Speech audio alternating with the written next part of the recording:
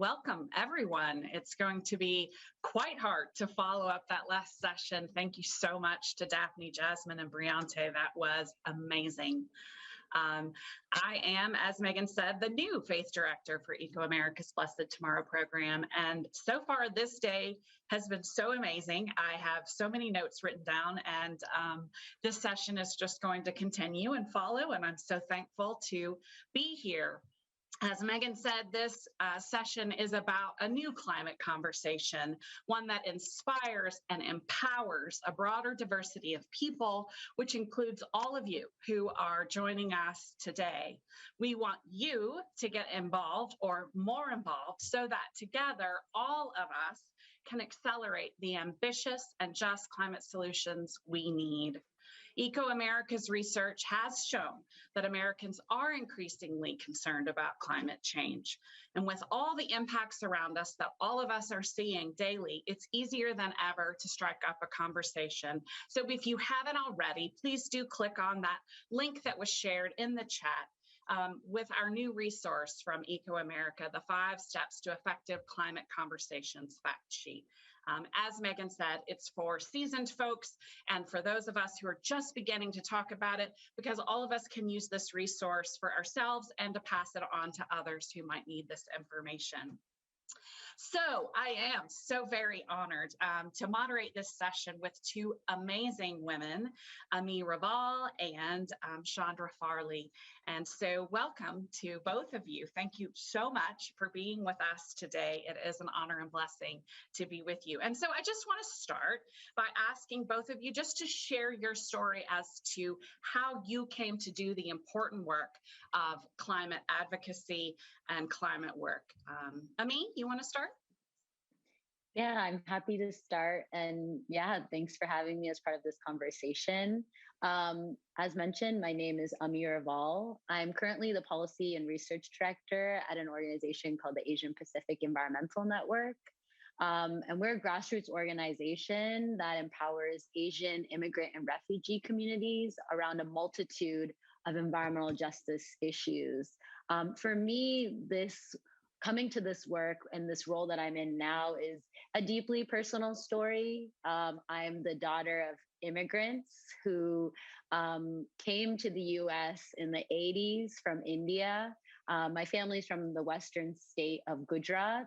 And, as I moved actually through my, education and academic journey, I didn't always connect my story or see myself as part of what's brought me to fighting for climate justice.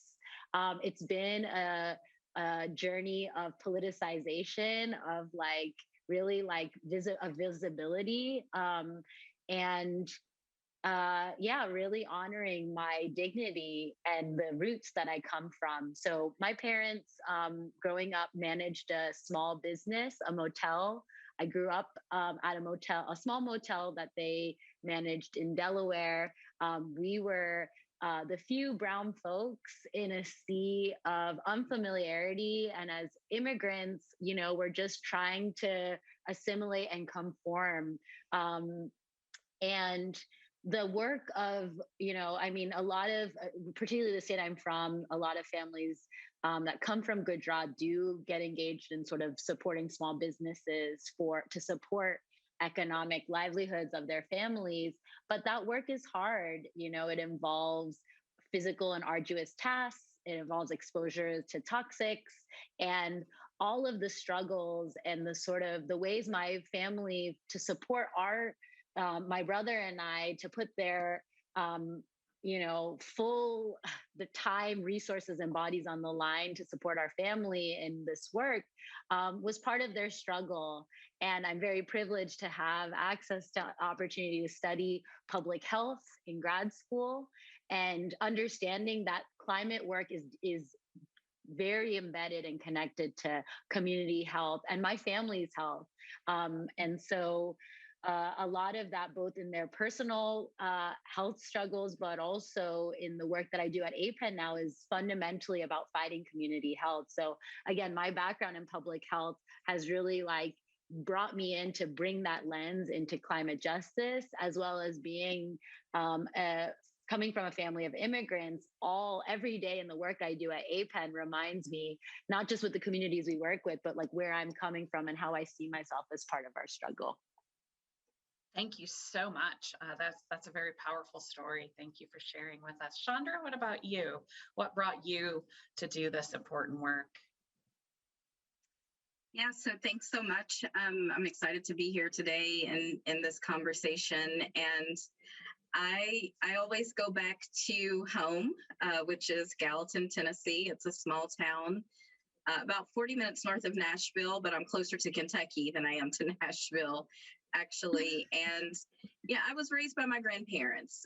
They remember not being able to vote. You know, their schools were segregated, and growing up in a community of people that was their life experience, giving birth to a generation of people who were able to vote for the first time, being active in community, being active in our church family, which included people who ran for office and different things. So I'm an activist at heart, and I credit my grandparents with instilling in me a sense of duty to always do what I can to advance justice and fairness. So social justice, community service was ever present in my life. So I feel like that justice, the justice frame, civil rights orientation comes from there. At the same time, I grew up in the country, so I spent summers picking up aluminum cans to recycle down at the dump for candy money in the summer. My great grandparents had a garden, and I had to certain things I got to plant. And as I got older, and our family opened our family business, which was a restaurant, we often used vegetables that came from the garden, depending on the season, in the restaurant. One of my first jobs was scraping off the plates, into the slop buckets that went up to, my cousin's farm that they used to feed the animals or whatnot. So it wasn't, I didn't have the language for composting. I didn't have the language for farm to table, or, it was just how you lived life. You grow the food, you eat the food,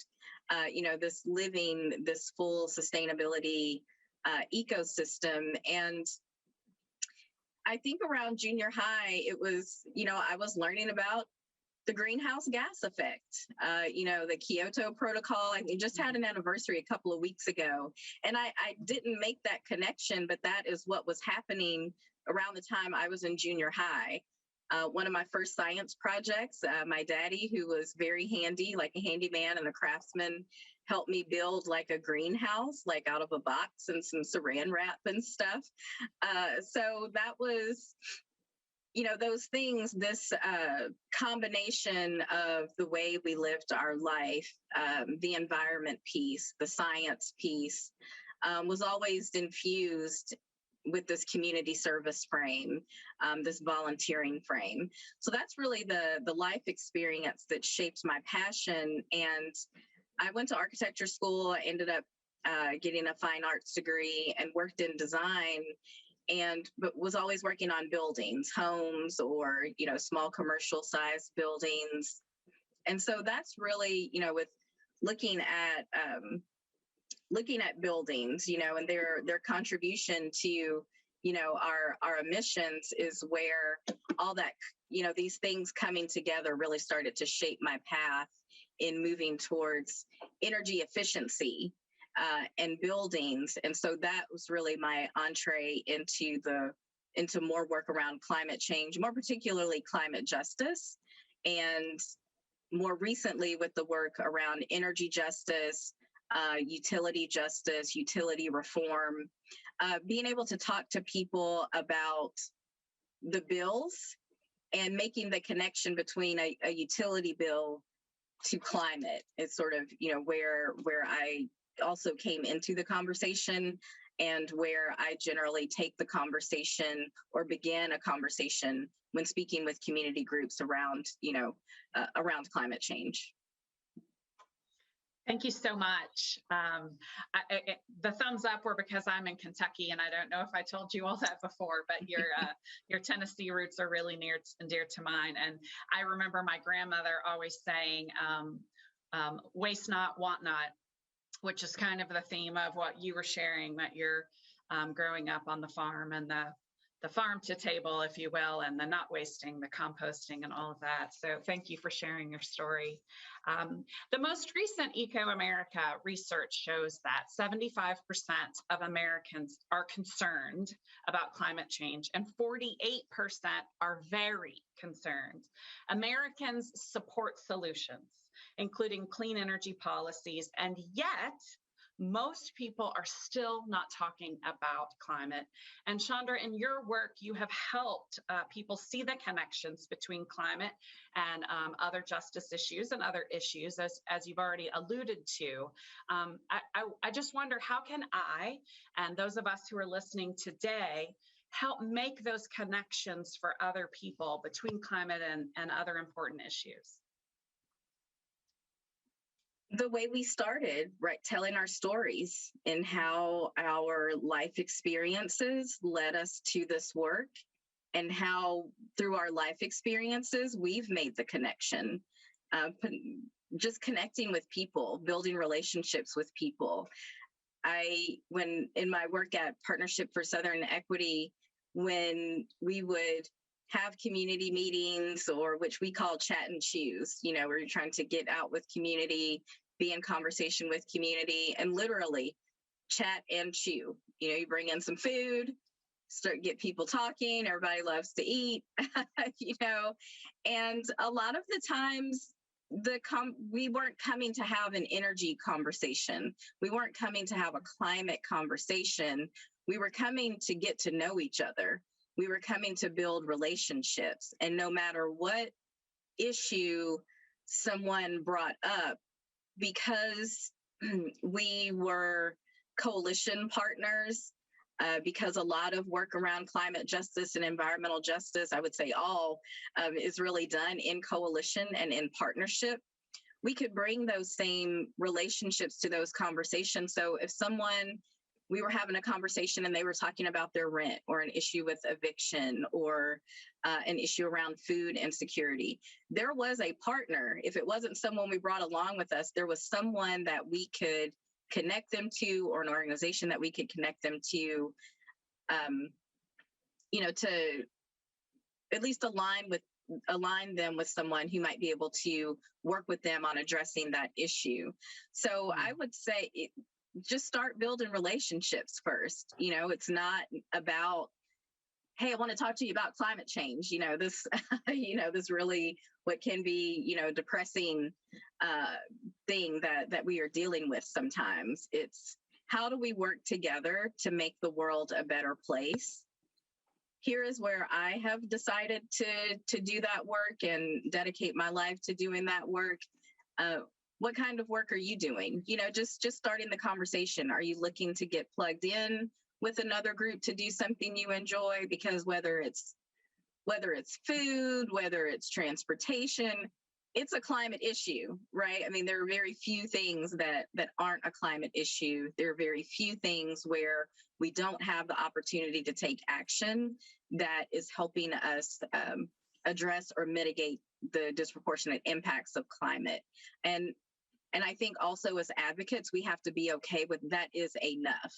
Like, I don't necessarily need to put another meeting burden on someone just to come to, a specific meeting. But what I can do is stay in conversation with them.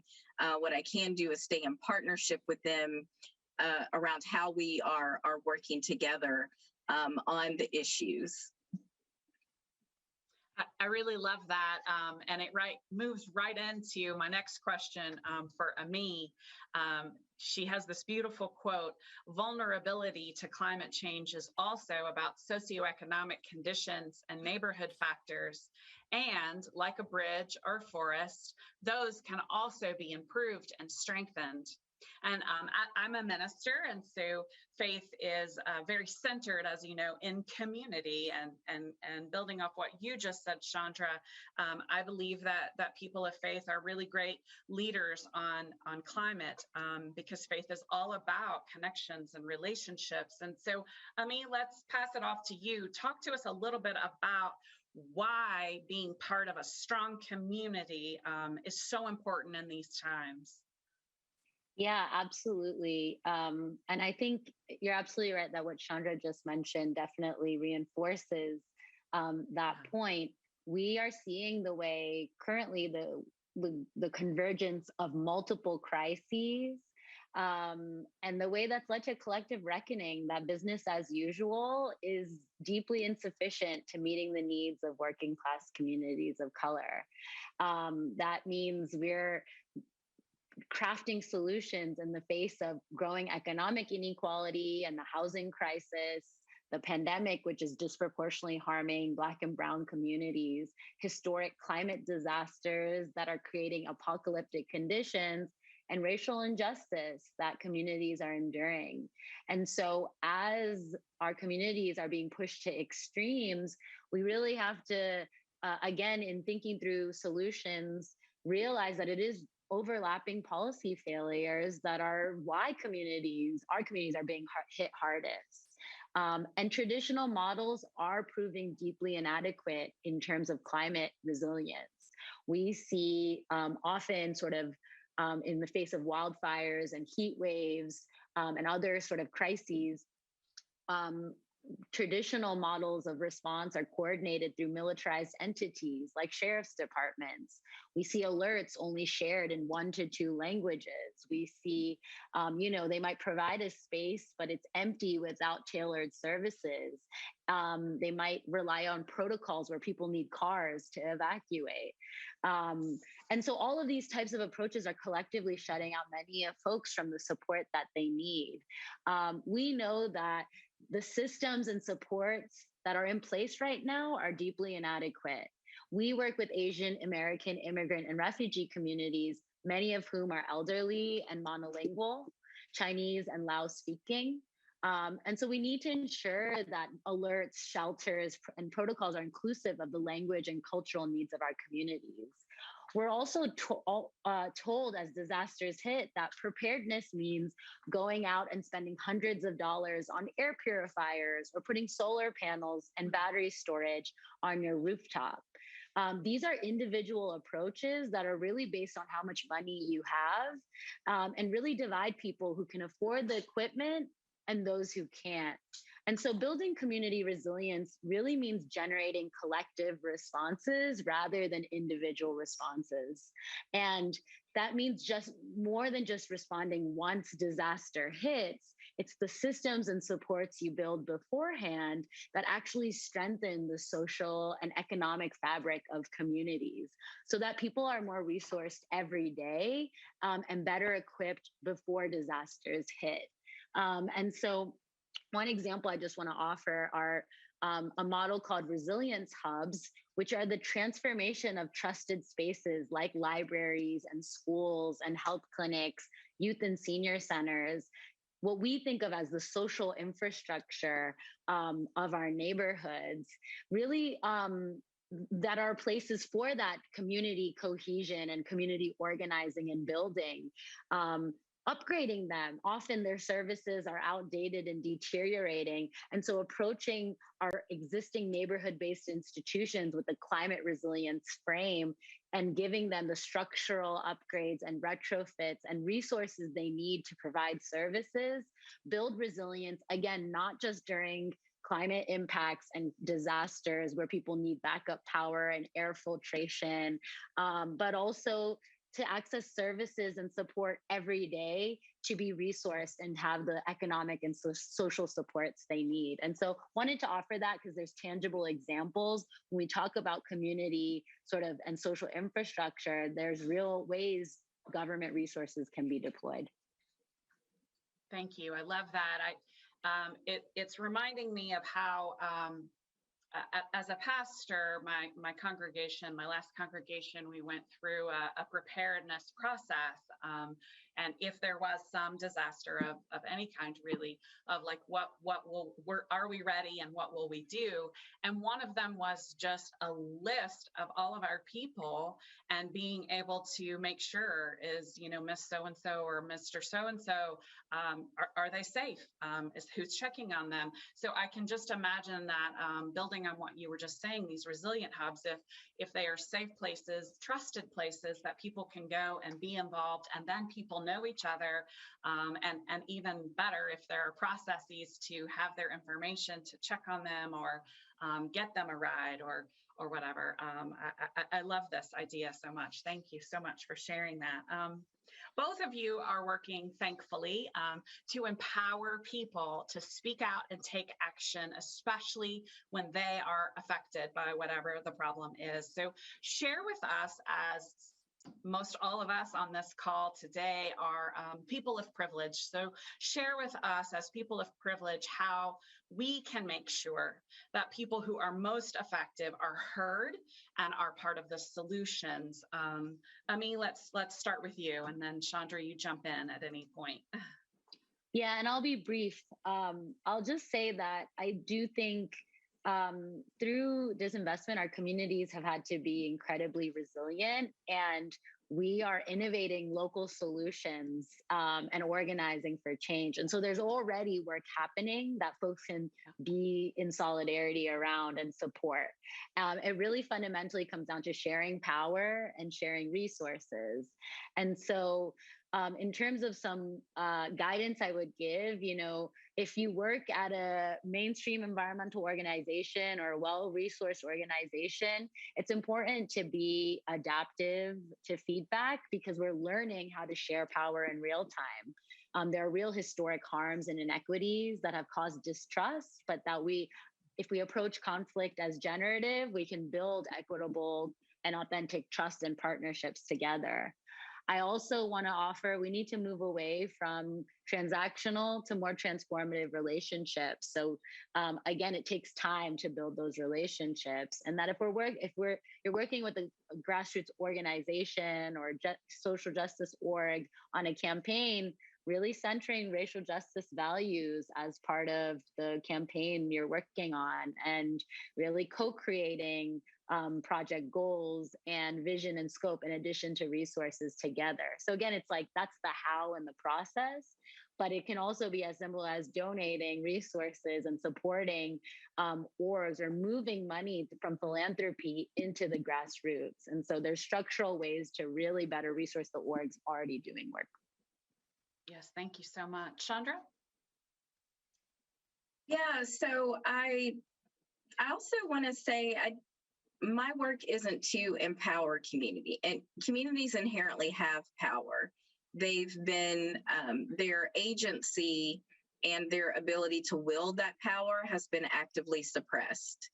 And so I've been thinking a lot about language, particularly, in the racial justice space, in the climate justice space, that we have to remember that people have power, right? The work is about connecting them to pathways to wield their power, connecting them to pathways to feel comfortable wielding that power, feel comfortable speaking of their lived experience as expertise that is just as important as the expertise that decision makers that we perceive, decision makers have in their seats of power. So I think that's really important, particularly because it's a part of recognizing people's humanity when we recognize people's agency. And, to our point around the conversation around racial justice, it also reminds us that the reason people are quiet, particularly in the South, when we talk about organized, that there has been a legacy of suppressing voice. There has been a legacy of very terrible things that happen to people for speaking up. So I think that's one thing that, that's really important, particularly in my work and partner advocates work with community, is supporting them in feeling comfortable, getting comfortable with leading with their voice. That's providing them, certain data points and things like that we get, from research. But the important thing is that they feel confident wrapping their lived experience, wrapping the shock of what it feels like to get a $600 gas bill, wrapping their own life experience when they couldn't leave, when floods were coming, or they couldn't afford to leave their home, or go stay anywhere else, when the hurricanes come, or when the tornadoes come. So I wanted to go there. I probably went off on what I was saying, but I think our language is very important.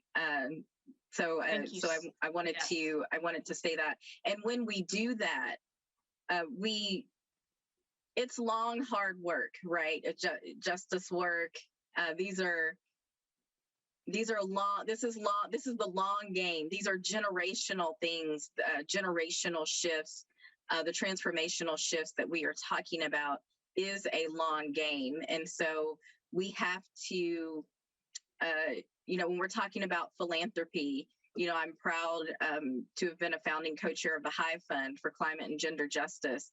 And the way that we rolled in healing justice, and what we called holistic security into some of the ways that we could direct funding to support grassroots organizations, because people are on the front lines. I mean, we know people who have had to leave their homes due to death threats, for speaking up around voter suppression, or, these things actively happen. Like, these are real things that happen, and there has to be a support system, a full conversation around a holistic system of support for people who are doing this work, and the communities that they partner with, to make sure that they are safe and whole and supported.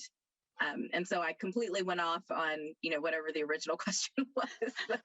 Thank you so much, Chandra.